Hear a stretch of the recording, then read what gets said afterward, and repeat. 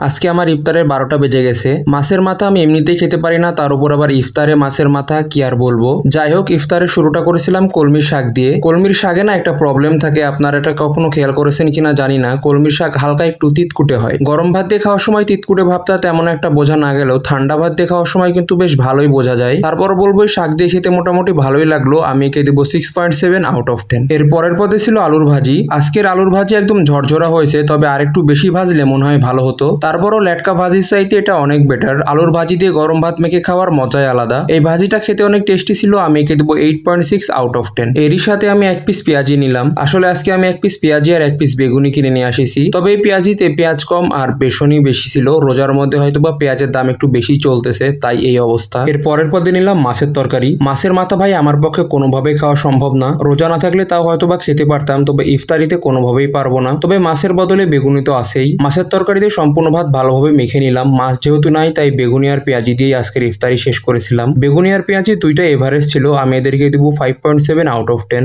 আজকের মতো আল্লাহ হাফেজ।